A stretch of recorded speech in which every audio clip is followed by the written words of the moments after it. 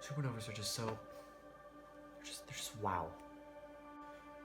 Basically, what happens is the core of the star just shrinks in and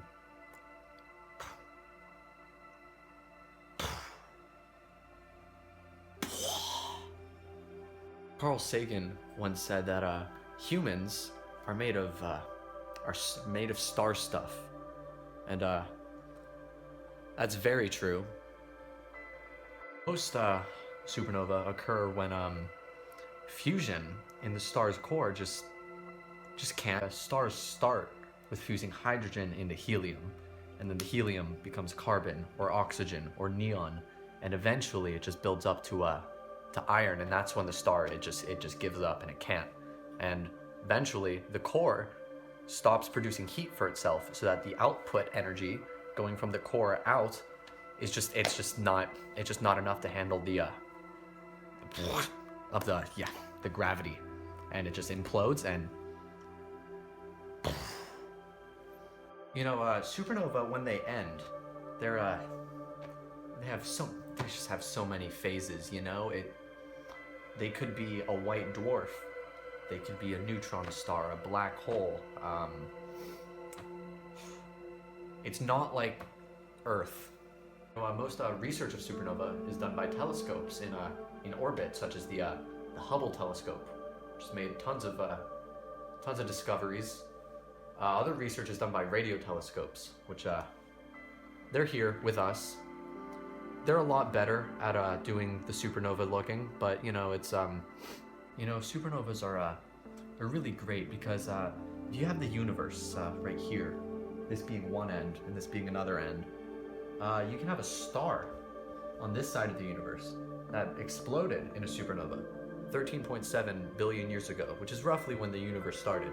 And on this end of the universe, the light could just take some time to really just wants to hang out and take some time to get over here. And we could be over here, and then the light gets to us and it says hello, and we look at it and we get to see what our past was like, and it just really helps us learn about the universe. Supernovae are also very helpful in helping us learn about the future of our universe. Very recently, it was discovered that the universe is actually expanding. Space is being created. And one way we know that is because supernova from distant galaxies are being redshifted, meaning their light is just being expanded. And with this expanded light, it becomes red. It looks red. And that means that the galaxy is moving further away from us, and the galaxy that we're observing has a supernova that's showing us this light, and this light is just becoming redshift, and that's how it's just moving away from us, and no one wants to be near us, really. So now that we know that the universe is expanding, we can use Einstein's theory of relativity, which helped to derive the Friedmann equations to really understand how the universe is just expanding, and that allows us to see how the universe is just gonna end. Now, the Friedmann equations, using a lot of information from supernova, have really let us see that the universe is just gonna keep expanding forever. A very long time from now, everything's gonna be so far apart that nothing's gonna happen again. There will be probably no life, no stars left, and all the black holes that are remnants of supernova will die out from Hawking radiation.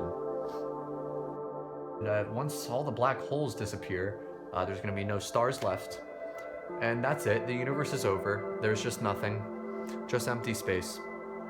Going over research about supernovas has made me ask some questions. If the universe is going to end in roughly 1 Google years and nothing will be happening, why do English homework?